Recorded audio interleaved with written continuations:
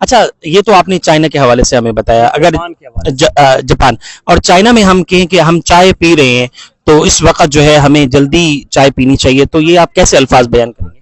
وہ شی خوان چائے، وہ چائے کو چائے بولتے ہیں، وہ تو شی خوان چائے۔ تو اچھا یہ ہے کہ ہم اپنے بچوں کو زبان کیسے سکھائیں؟ بعض اوقات جو ہے ہمارے بچے کچھ زبانیں سیکھ رہے ہوتے ہیں تو ان کی گرامر بہت اس کی مطالعہ کرتے ہیں اور رٹے لگاتے ہیں، تو وہ پھر امتحان کے حد تک تو مناسب ہوتا ہے، لیکن امتحان کے بعد وہ سارا بھول جاتا ہے۔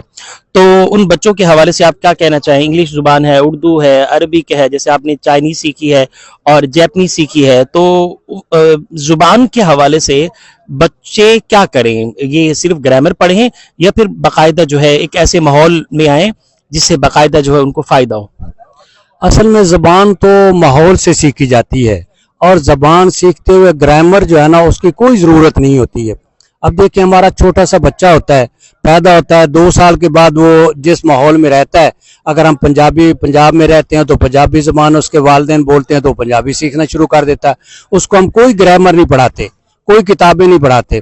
اسی طریقے سے اگر انگریز کا بچہ ہے، انگلینڈ رہتا ہے، تو وہ 2 سال سے انگلش جو ہے نا سیکھنا شروع کر دیتا ہے، اس کے والدین بولتے ہیں تو اس طریقے سے وہی لینگویج سیکھنا شروع کر دیتا ہے۔ تو بچوں کو لینگویج جو بھی سکھانی ہے اس ماحول کے مطابق، ان کو گرامر کے حوالے سے جو ہے نا یہ اس جھنجھٹ میں نہیں ڈالنا ہے کہ اس کی گرامر سیکھی جائے۔ گرامر کے بغیر ہی بچے جو ہے نا بولتے ہیں۔ ہم اپنے چھوٹے بچوں کو آپ دیکھ لیں، اردو اسپیکنگ کے لوگ بچے جو ہے نا وہ اردو بولنا، 3 سال کا بچہ بہت خوبصورت اردو بولتا ہے، 4 سال کا بچہ اردو بولنا شروع کر دیتا ہے۔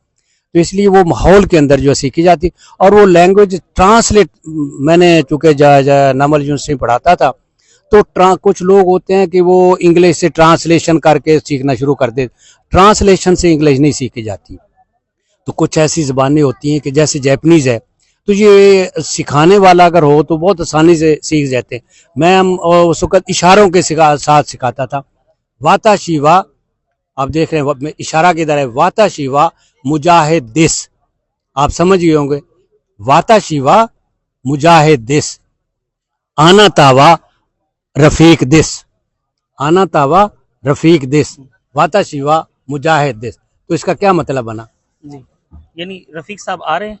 واتا شیوا جی رفیق دس، اچھا میں رفیق ہوں، اچھا صحیح، لیکن واتا شیوا میں مجاہد دس، جی مجاہد ہوں، اچھا واتا، آنا تاوا ہاں، رفیق دس، اچھا آنا واتا، تاوا۔